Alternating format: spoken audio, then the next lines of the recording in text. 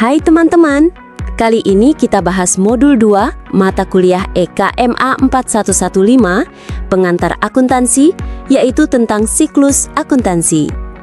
Agar lebih mudah dipahami, saya juga siapin mind map yang menampilkan hubungan antar bagian penting dalam modul ini. Oke, langsung saja kita mulai ya. Hai semua, yuk kita bedah bareng mind map tentang siklus akuntansi ini. Anggap aja ini peta jalan gimana duit dan transaksi itu diurusin di sebuah bisnis. Di awal banget, kita punya persamaan akuntansi.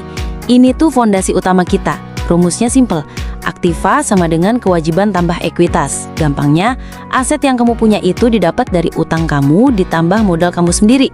Kalau ini udah seimbang, berarti aman. Terus ada chart of accounts atau daftar akun. Ini kayak daftar kategori buat semua transaksi keuangan kita. Ada nomor kodenya juga.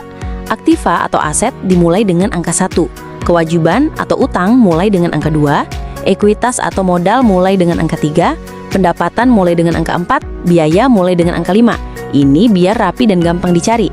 Selanjutnya kita masuk ke buku jurnal umum. Ini tempat kita mencatat setiap transaksi yang terjadi. Kayak semacam buku harian.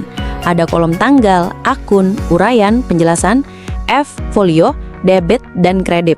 Contohnya kalau ada investasi masuk, atau beli sesuatu, atau dapat duit dari pelanggan. Semua dicatat di sini. Dari jurnal, datanya kita pindahin ke buku besar atau general ledger.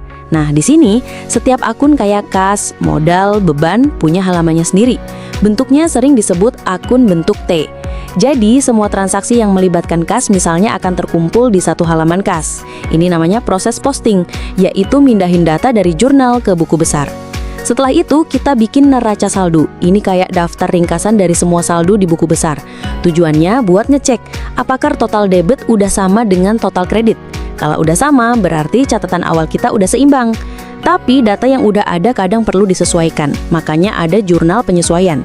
Ini dibuat buat memastikan laporan keuangan kita akurat di akhir periode.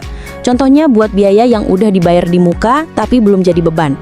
Atau pendapatan yang udah diterima tapi jasanya belum dikasih.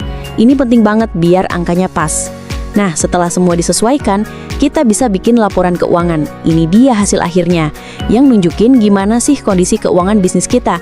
Ada 3 laporan utama, laba rugi, nunjukin berapa untung atau ruginya bisnis kita selama periode tertentu, perubahan ekuitas, nunjukin gimana modal pemilik berubah selama periode itu, neraca, nunjukin posisi keuangan atau aset, utang, modal kita di satu titik waktu tertentu. Terakhir ada konsep dasar akuntansi. Ini kayak aturan main yang harus kita pahami. Contohnya cash versus accrual basis, cara mengakui pendapatan dan biaya, apakah pas duitnya masuk atau keluar atau cash, atau pas transaksinya terjadi atau accrual. Debit versus kredit, ini bukan cuma plus atau minus, tapi sisi pencatatan yang punya arti spesifik di akuntansi. Saldo normal akun, setiap akun punya sisi saldo normal sendiri, debit atau kredit, yang nunjukin posisi awalnya. Kita sudah bahas semua proses dalam siklus akuntansi, dari transaksi pertama sampai jadi laporan keuangan. Semua langkah ini saling terhubung dan penting untuk menghasilkan informasi keuangan yang akurat. Jadi, meskipun kelihatannya banyak, kalau dipelajari perlahan dan sistematis, pasti bisa dikuasai. Jangan lupa latih membuat jurnal, buku besar, neraca saldo, dan jurnal penyesuaian supaya makin paham. Semoga penjelasan kali ini membantu kamu memahami modul 2 dengan lebih mudah. Sampai jumpa di pembahasan berikutnya, dan tetap semangat kuliah di UT.